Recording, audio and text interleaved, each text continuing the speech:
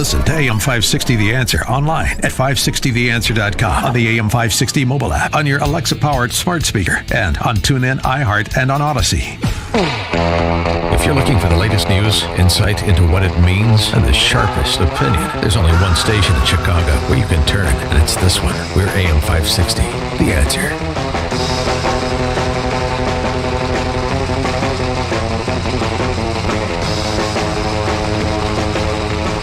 Top of the morning, Dan and Amy. Here's some spin. Here's some post-Afghanistan spin. Afghanistan what? The mainstream media has moved on, Dan. No, they're moving on. Michelle Goldberg writing in New York Times. The right-wingers who admire the Taliban. Oh.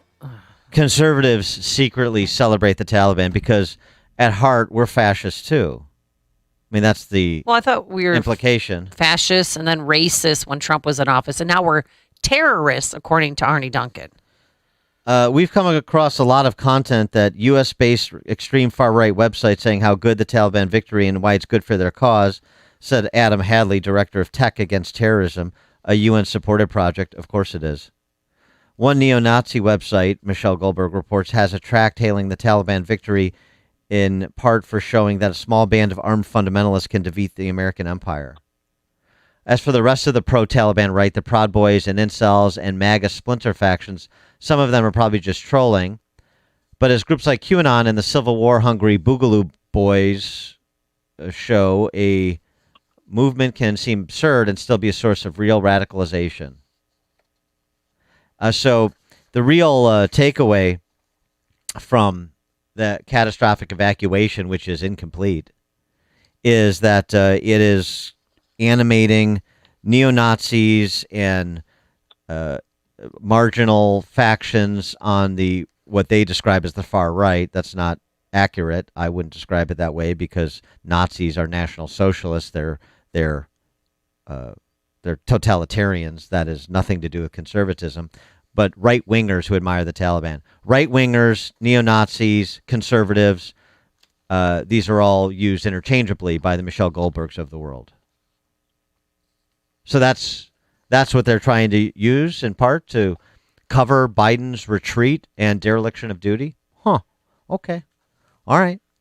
This is more bulletin board material for the midterms as far as I'm concerned. For more on what Biden doesn't get, maybe what the left doesn't get generally, per Michelle Goldberg, pleased to be joined by Salena Zito, Washington Examiner reporter, New York Post columnist, and author of The Great Revolt, Inside the Populist Coalition, Reshaping American Politics. Salena, thanks for joining us as always.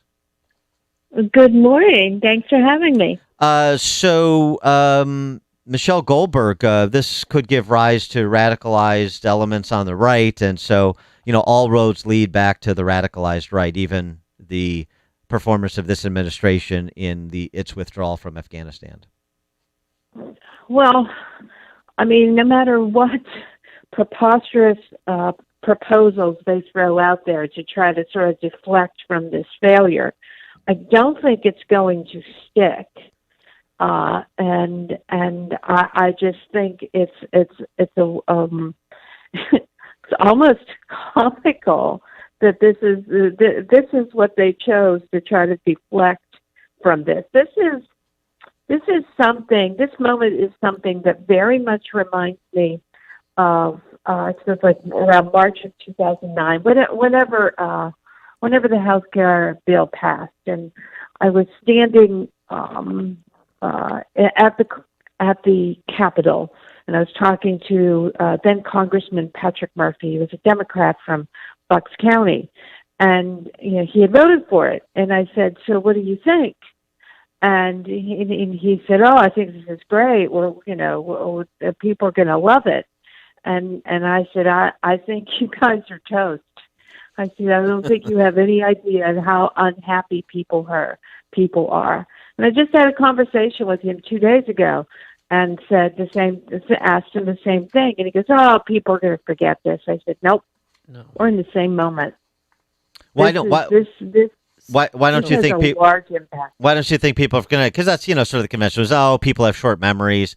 By the time November rolls around in 15 months, this will all be ancient history. We'll be out of Afghanistan. Everybody who to use a phrase, everybody who wants to get out will have gotten out, will have moved on to other topics, and so forth. Right.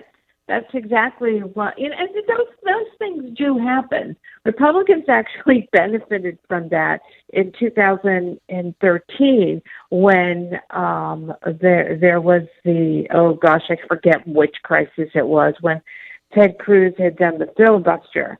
And everyone thought, oh, this is going to impact the Republicans. And I thought, no, not really. This isn't one of those things that shake people to the core. This is, depending on how you look at it, it's either righteous or it's annoying, but it's not one of those things that have a larger impact. How we left Afghanistan, how we left people behind, how we have impacted our soldiers and their our veterans and their mental health, and how we have let down our allies is one of those things that is fundamentally impacting the American voter. There are a lot of voters out there who voted for Democrats in 2020 and also in 2018 who were unhappy with Donald Trump's comportment. And they showed that in how they voted in those two election cycles. However, just because they didn't like his comportment and just because they voted Democrat, that does not mean that they are Democrats, nor does that, people vote for a lot of reasons. And sometimes it's a protest vote. But, I believe that there are a lot of gettable voters out there for conservatives who are now really rethinking why they cast that vote in 2018 in the midterms or 2020 for Biden. So do you think Biden has Jimmy Cartered himself, one and done? Yes, absolutely. Well, he was one doubt. and done anyway. I mean, so he's the perfect fall guy for this sort of thing.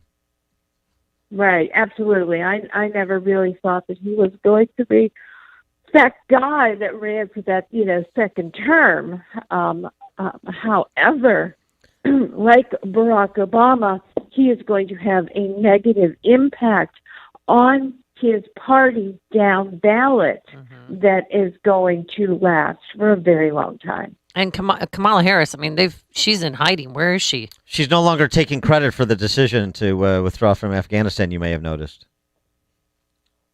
Oh, absolutely. But Kamala has always been a chameleon. She is what she needs to be at the moment, or what she doesn't need to be. And I think that's exactly what she's doing right now. She's not being whoever you thought she was, what she stood for. Since your spidey senses are so good when it comes to the hoi polloi and revolts that are afoot, how about California? The approach that Gavin Newsom and the Democrat Socialists are taking is sort of interesting. As they're responding to the recall forces and now specifically targeting Larry Elder among those potential replacements. It's all vast right-wing conspiracy. It's QAnon anti-vaxxers. It's spaceships from another galaxy. It's all these things are going to befall California if you don't grin and bear another 2 years of Gavin Newsom. That's the approach they've taken. And I wonder if you think that will have enough resonance. It'll chip away at some of the revolt against Newsom. However, I don't think he has a broad understanding of how unhappy people have been with him and his sort of you all can't do this, but I can because I'm better and smarter and more elite than you are. But I don't think he really has comprehended how much he has lost the faith of the voters in his state. Speaking of an area you know very well, being a Pennsylvania girl, critical race theory. A good story in a good write-up, I should say, by Michael Torres, who's the director of media at the Commonwealth Foundation, about Lower Marion Township in West Philadelphia, which just set the scene. Median income about $140,000 a year.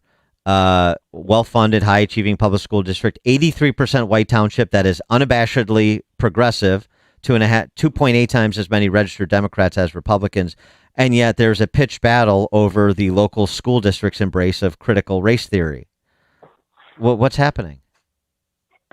Well, I think what is happening is a lot of times people pick their politics based on being against the other person rather for the one that they're supporting.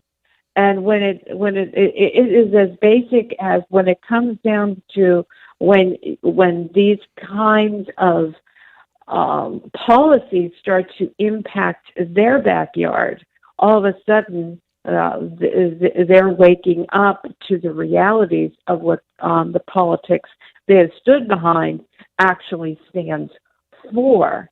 And it's sort of like when young people, the common cry is young people are liberal until they get their first paycheck and they see the taxes taken out of. These voters are seeing they can be all against Republicans because they don't like them for this or that. But when it impacts in their backyard or their home or their pocketbook, all of a sudden they're rethinking ideologies. You recently did an interview with Mitch Daniels, who's former governor of Indiana, of course, one of my favorite politicians of the last 20 years. It's a pretty short list. And the takeaway I thought was interesting, sort of the top line takeaway that he's a risk taker. And why it's so interesting is because how anomalous that is, particularly in Republican Party circles, where a Republican Party, and this is maybe colored by my experience in Illinois, is so afraid of lurching into anything that has any opposition, even if there's majority support, and will definitely not take a risk to pursue any policy, no matter its rectitude, if there's less than majority support. Whereas the left takes a completely different approach. We may have only 10% support today, but in 5 years, it'll be a majority opinion. And Mitch Daniels is sort of that approach, but obviously with a different worldview. And he's been wildly successful both as a politician and now as a university president. Yeah, Mitch Daniels grew up in my backyard, Monongahela, Pennsylvania. Once considered running for president in 2012. He's also one of my absolute favorites. And it's just built into his constitution. This is who he is. And which is really interesting because if you have a conversation with him or you meet him, he's sort of, there's a lot of humility there. There's a quietness there. So you wouldn't think that he'd be that guy who's not afraid to take on whatever the problem may be. But yet he is, and he sticks to it. He does not cave. And I find that incredibly admirable. And I love, too, that a model. He's made this accomplishment of trying to keep tuition at lower at $10,000, even more remarkable, I think. Yeah, he's frozen tuition. Frozen tuition since he's been university president. And by the way, Purdue had its largest incoming freshman class this year in history. Yeah, I mean, and it's not even $10,000; it's $9,992. Yeah, it's like an infomercial. Yeah, that's why I've got to get my son there.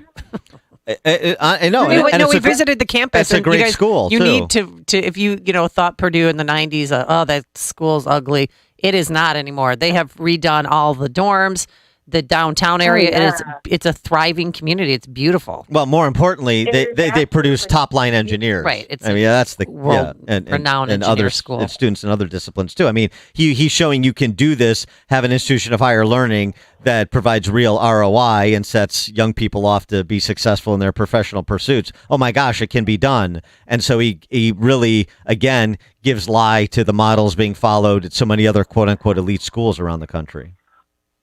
Yeah, absolutely. It can be done. And, and how he handled, he was one of the first few universities that was open last year. Mm-hmm. But he said, I have an obligation to educate children.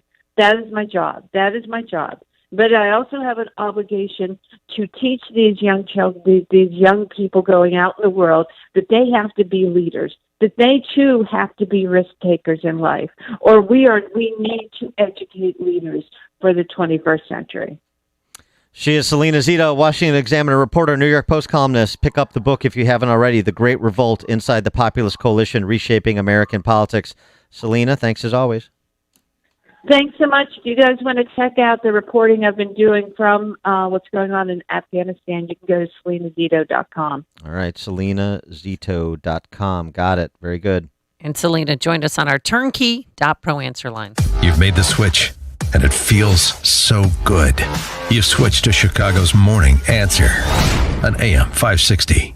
The Answer. The Lou Dobbs Financial Report is brought to you by Signature Bank, helping local businesses succeed. Visit signaturebank.bank for your commercial banking needs. I'm Lou Dobbs. Western Union resuming service to Afghanistan. Traffic deaths are on the rise due to speeding. Walmart boosts hourly pay by $1 an hour. Those stories next. As you know, my friend Mike Lindell has a passion to help everyone get the best sleep of your life. He created the best pillow, and Mike created